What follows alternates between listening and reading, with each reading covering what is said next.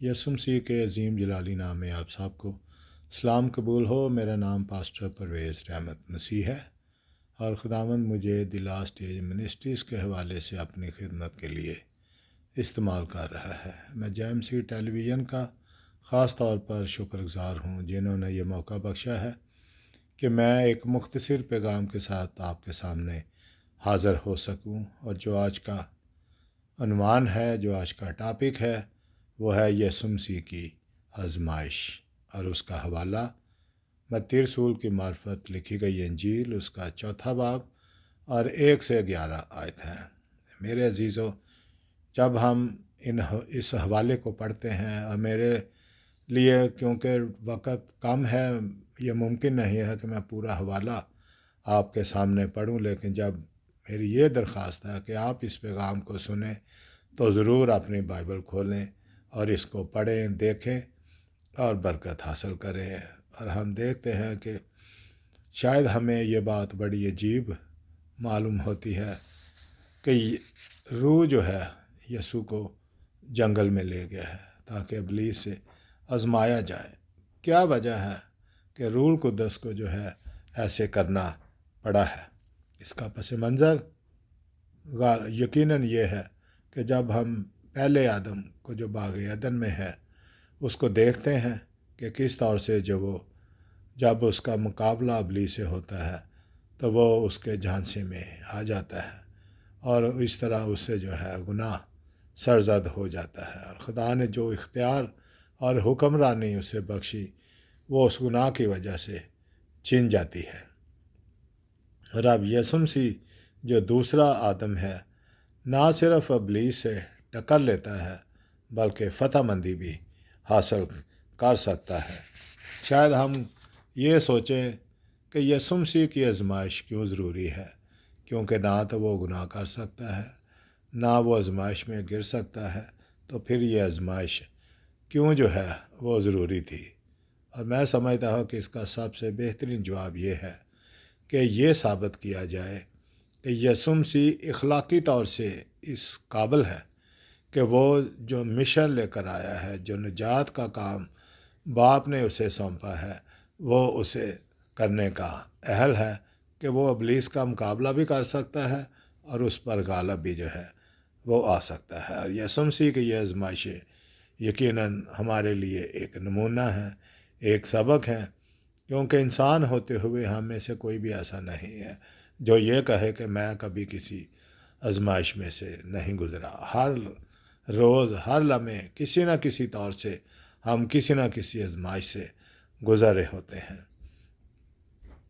और फिर शायद हम ये अपने आप से सवाल करें कि यसुम मसीह जो कि कामिल खुदा है, कामिल इंसान है, जब वो गुनाह ही नहीं कर सकता, गुनाह में नहीं गिर सकता, तो फिर आजमाइशें क्यों?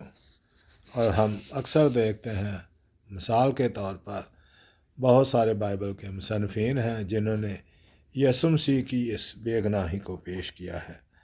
जैसे कि पौलुस रसूल है, वो कहता है कि वो गुनाह से वाकिफ़ न था।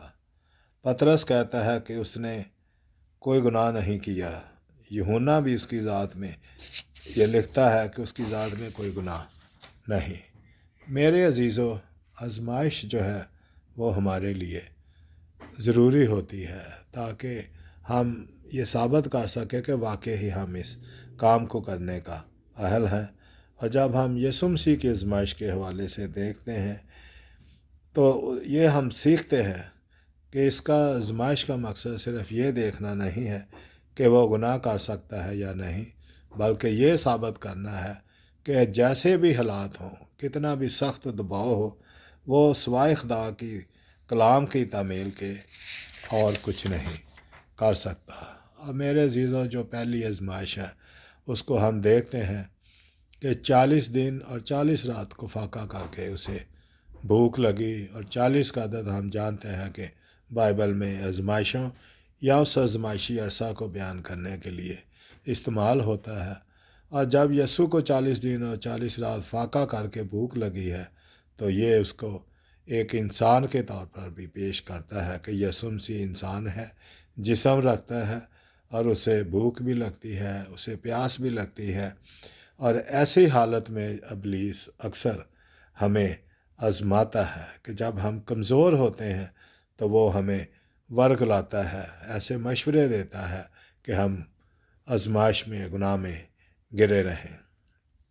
اور ہم دیکھتے ہیں کہ سب سے جو ہے یہ آزمائش جب اس کے سامنے آتی ہے تو وہ اس کو چیلنج کرتا ہے کہ تو خدا کا بیٹا ہے۔ یعنی غور کریں کہ ان تینوں آزمائشوں میں اگر کا لفظ استعمال کیا گیا ہے، اس میں کوئی شک و شبہ نہیں ہے، بلکہ وہ خدا کے ابلیس ان الفاظ کو پیش کر رہا ہے جو بپتسمہ کے وقت خدا باپ نے یسوع مسیح سے کہے ہیں کہ یہ میرا بیٹا ہے جس سے میں خوش ہوں۔ یعنی وہ الفاظ اس کو یاد دلا رہا ہے کہ بھائی تو خدا کا بیٹا ہے، تیرے لیے کیا مشکل ہے، اب تجھے بھوک لگی ہے تو ان پتھروں کو کہا کہ یہ روٹی بن جائے۔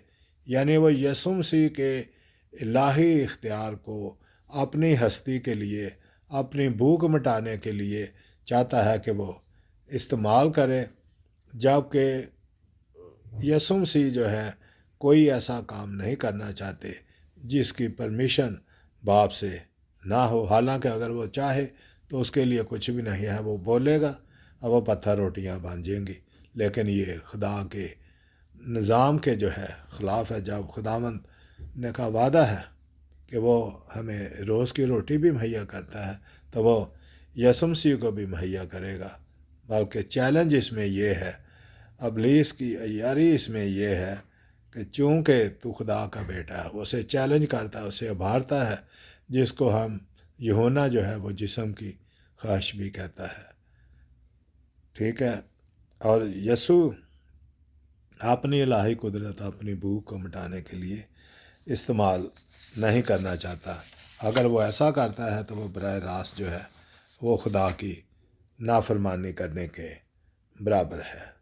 اور دوسری آزمائش کا جب ہم ذکر کرتے ہیں تو ابلیس یسوع کو جو ہے ہیکل میں لے جاتا ہے، یروشلم میں لے جاتا ہے، اور اسے ہیکل کے کنگرے پر کھڑا کر کے اسے وہ وعدہ یاد دلاتا ہے کہ اگر تو خدا کا بیٹا ہے تو اپنے تائیں نیچے گرا دے، کیونکہ لکھا ہے کہ وہ تیری بابت اپنے فرشتوں کو حکم دے گا اور وہ تجھے ہاتھوں پر اٹھا لیں گے، ایسا نہ ہو کہ تیرے پاؤں کو پتھر سے ٹھیس لگے۔ میرے عزیزوں، اس سے ہم دیکھ سکتے ہیں کہ ابلیس بہت زیادہ کلام کو جانتا ہے، لیکن ہمیشہ فرق یہ ہے کہ وہ جانتا ضرور ہے لیکن اس پر عمل نہیں کرتا۔ وہ کلام کو جو ہے گرانے کے لیے استعمال کرتا ہے کہ وہ یسوع کو بارتا ہے کہ تو اگر اس ہیکل سے چھلانگ لگا دے تو پتہ چل جائے گا کہ تو واقعی بھائی خدا کا بیٹا ہے۔ وہ یسوع کو ایک سنسنی خیز کرتب دکھانے کے لیے مائل کرنا چاہتا ہے، جبکہ ہم جانتے ہیں کہ یسوع مسیح خدا کا بیٹا ہے اور آئندہ آنے والے وقت میں یہ ثابت ہونا تھا۔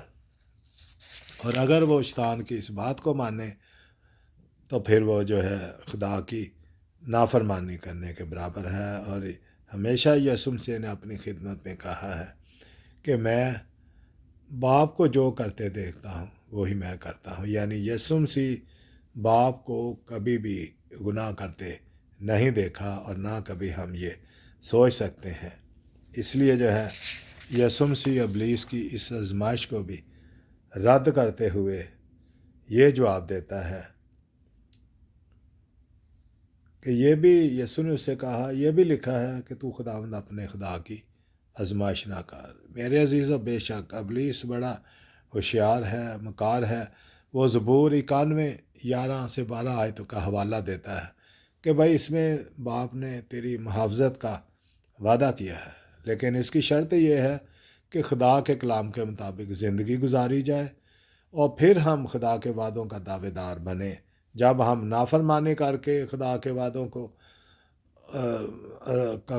وعدوں کی نافرمانی کرتے ہیں تو پھر یہ خدا کو آزمانے کے برابر ہوتا ہے، کیونکہ ضرور ہے کہ اس سے پہلے جو ہے کہ یہ ثابت ہو یسوع مسیح کو صلیب کا سفر جو ہے وہ طے کرنا ہے، تاکہ وہ خدا باپ کی اس وعدے پر قائم ہے کہ उसकी मर्ज़ी को पूरा करे।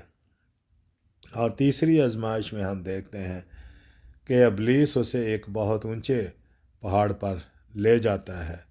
उसे दुनिया की सब सल्तनतें, उनकी शान व शौकत उसे दिखाता है। मेरे अज़ीज़, शख्सी तौर पर मैं नहीं कह सकता कि मैं किसी ऐसे पहाड़ को जानता हूँ जिसे दुनिया की सारी सल्तनतें और उनकी शान व शौकत देखी जा सके, लेकिन इब्लीस क्योंकि झूठों का बाप है, वो ऐसे उसको प्रेजेंट करता है और उसमें किसी हद तक सच्चाई भी है, क्योंकि आदम से जो इख्तियार छिन गया है, तो हम देखते हैं कि फिर बादशाही का इस वक्त वक्ती तौर पर इख्तियार जो है वो इब्लीस के पास है। जिसे वो चाहता है उसे दे देता है।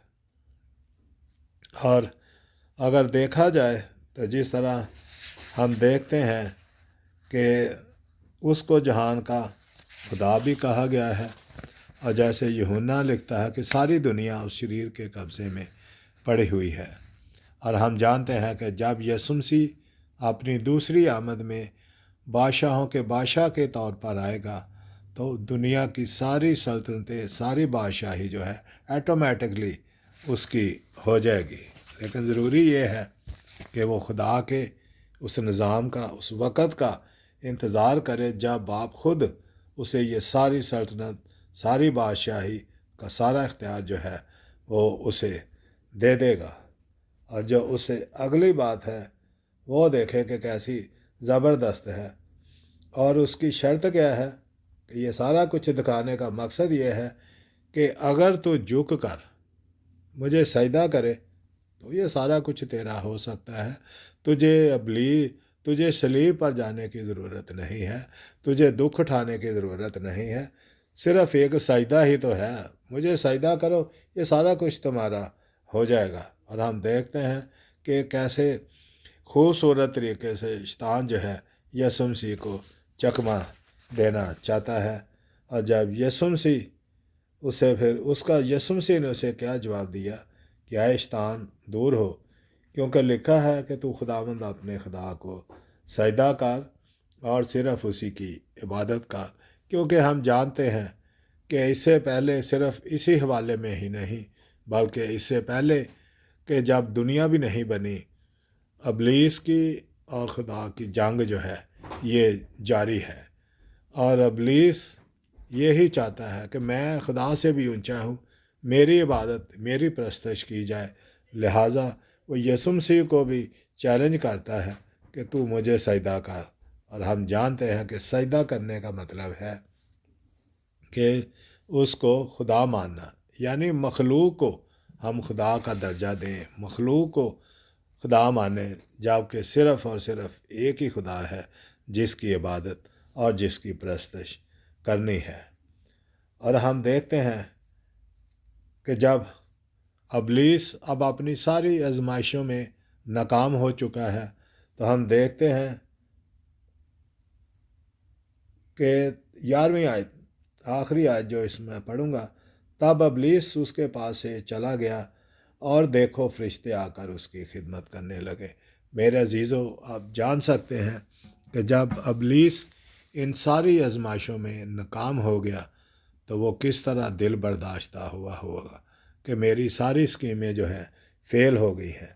मैं यीशु मसीह को पहले आदम की तरह जो है वो गिरा नहीं सका हूँ। और यीशु मसीह जब वो नाकाम हो जाता है अपनी आजमाइशों में, तो वो छोड़कर चला जाता है। मेरे अजीज़ों, यीशु मसीह की आजमाइशें हमें याद कराती हैं कि इंसान होते हुए हमारे लिए ये बेहतरीन वक़्त है कि जब हम इन आजमाइशों से गुज़रें तो यीशु मसीह के इस नमूने को याद रखें कि आजमाइश का मुकाबला खुदा के कलाम से करें।